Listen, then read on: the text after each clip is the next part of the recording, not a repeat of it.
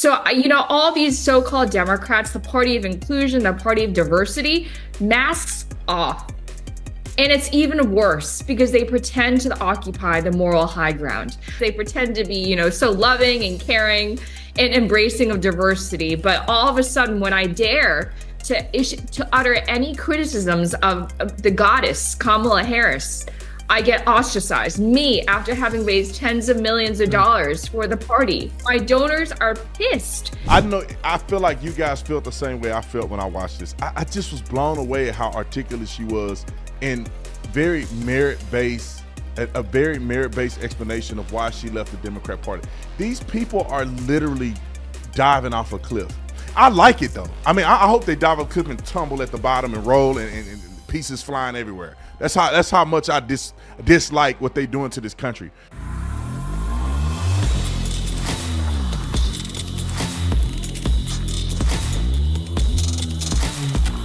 I want to play another clip of a young lady who this clip is kind of old, but it was so impactful to me that I can't let it go without giving commentary. I literally saw this on Piers Morgan. I was flipping through the social media sphere. You know how you death scrolling on there.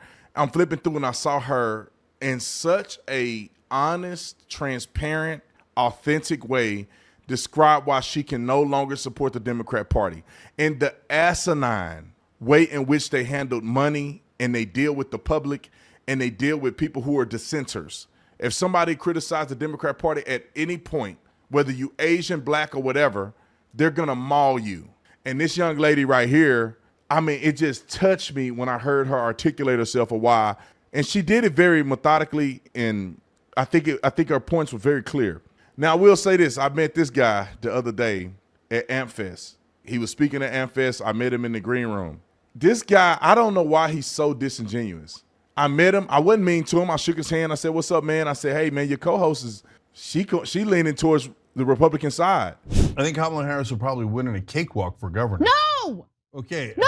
What are you doing? What are you doing? No, I'm telling you the reality, whether you like it or not. What are you doing? Democratic voters in California love to obey.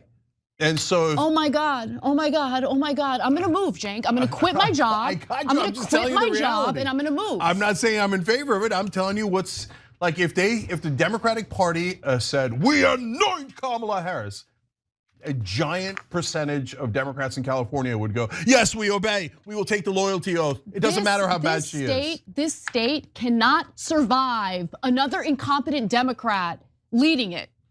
Leading it. Democrat like Kamala. No, we just can't. Okay, like, anyway, so like people are egging her on. Okay, apparently she's like in a wait and see mode. How about you wait and see like your way out of public life and go do what you're supposed to do. Go work in the private sector, go do the lobbying thing, whatever it is, but do not run as governor of California. Yeah. Do not. And he had the nerve to say, no, people don't watch our full show. If they watch our full show, they'll be able to tell that, like, we're not saying anything different than what we normally say. I mean, our stances are the same. No, they're not. Y'all argue for like 30 minutes on your show because she said she felt like she's been betrayed by the Democrat Party and been lied to and she don't want nothing to do with it anymore. Why can't you just, hey bro, I wasn't even confrontational. This video is brought to you by Carnivore Snacks. Carnivore Snacks, ladies and gentlemen, I have me one.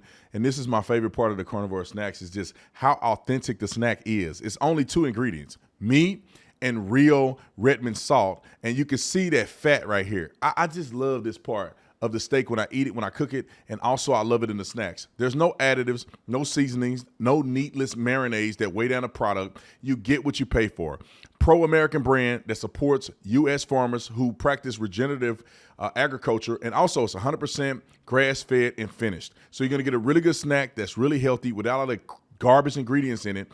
And if you love steak, if you're a carnivore like me, this is a perfect snack for you to snack on throughout the day and get the proper nutrition without all the bull crap. So make sure you put my code Tatum in the link in the description section and get 15% off your bag. So 15% off, code Tatum, link is in the description section. Make sure you get one of these. Roll the clip. Democrats have got to move on quickly, haven't they? Yeah, I couldn't agree more. She's indulging delusions of running for governor in California in 2026 and perhaps even running for president in 2020. And I just want to echo what a lot of you guys already said. This past week has been harrowing for me. This Saturday, I went on Fox and Friends and I said that Democrats have a stench of loser hanging over them. Yeah. As soon as I said that, there were boycott campaigns against me, unblock, unfollow campaigns. I lost 40,000 followers. Really? In 4 days. People have called me the W word. I don't know what we're allowed to say, but you can fill in the blank. We're uncensored. Let's say it. Say it. Say what the word was. Am I allowed to? Yeah. Well, they called me a whore. They called me the C word. They asked for me to be deported. And you can just search for my name in those terms on X and you'll see a bunch of them. So, all these so-called Democrats, the party of inclusion, the party of diversity, masks off. And it's even worse because they pretend to occupy the moral high ground. They pretend to be, so loving and caring and embracing of diversity. But all of a sudden, when I dare to utter any criticisms of the goddess, Kamala Harris, I get ostracized. Me, after having raised tens of millions of dollars for the party. My donors are pissed. They raised $2.5 billion across Super PAC in the campaign. It's my responsibility. It's my duty of care to ask what the hell happened with that money? Why did we spend it? Why did we spend millions of dollars on five-star hotels for campaign staffers? Why did we spend $500,000 essentially bribing Al Sharpton moments before he interviewed Kamala? These are legitimate questions, but no, in the cult, you can't ask questions. Yeah. And leaving the Democratic Party or even questioning the Democratic Party is like leaving a cult. It's terrifying. Pierce, I don't want that. I don't want to be a part of this tent. I don't want to be a part of this craziness anymore. They're accelerating my rightward shift. I don't want this nonsense. It's just crazy. And honestly, they're shrinking their tent. They're basically telling me to they're pushing me to bring my tens of millions of dollars that I've raised and can continue to raise to a different team that treats me better, that treats me with just common decency, that doesn't call me a communist spy. By the way, the communist regime in China killed my great grandfather. They don't know my family's history. This is the first time I'm really saying it on air. They are calling me a spy for the regime that killed my great grandfather.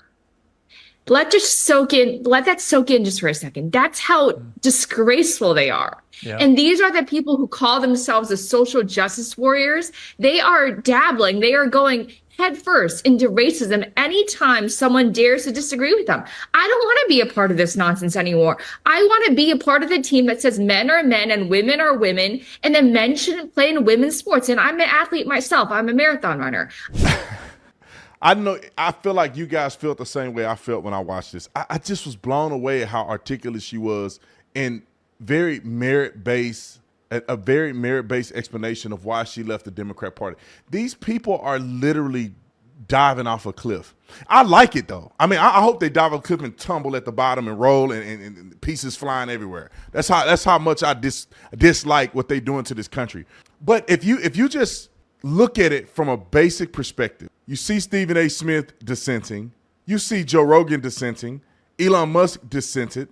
I mean, you can name it. Tulsi Gabbard dissented. RFK Jr. and the lady who he ran with dissented. I mean, you're seeing so many people who love the Democrat Party completely moving to another side. And that is because if Donald Trump was the person that screwed all of their stuff up. Because if Hillary was able to get in, they could cover their trail. Nobody would know how evil they are.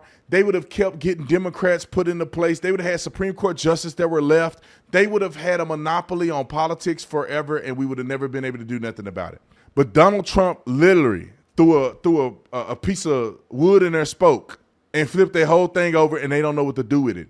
They had an opportunity to secure the bag this time, but Joe Biden couldn't hang in there long enough, and they put the worst candidate whatsoever in Kamala Harris up, and they didn't even let people vote for her. They just installed her.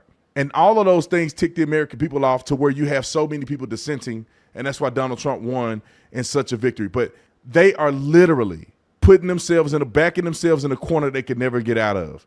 The more you push racism, the more you take fake stances and you're not authentic and genuine, the more people are going to dissent from your party. You cannot try to make this claim that Me Too movement, we should believe all women, but you don't know what a woman is. You can't push feminism and then the lack thereof understanding that women are uniquely different than men. You can't push these things that are hypocritical and expect for you to have a wide tent of people that endure over a large period of time. It's not going to happen. They wasted all that money, $2.5 billion for them to lose the way they lost, and they don't want to be held accountable. They paid, I don't know, Beyonce several $1 million to do a 4-minute speech. Al Sharpton $500,000 to his nonprofit organization, which he used money from that nonprofit organization to fly private, which is insane to me. We all know it's a money grab. Megan Thee Stallion, millions of dollars. Lizzo, millions of dollars, or like right around $1 million. Eminem, $1 million. They tried to buy votes. They tried to buy popularity and leverage. And people are saying, screw you.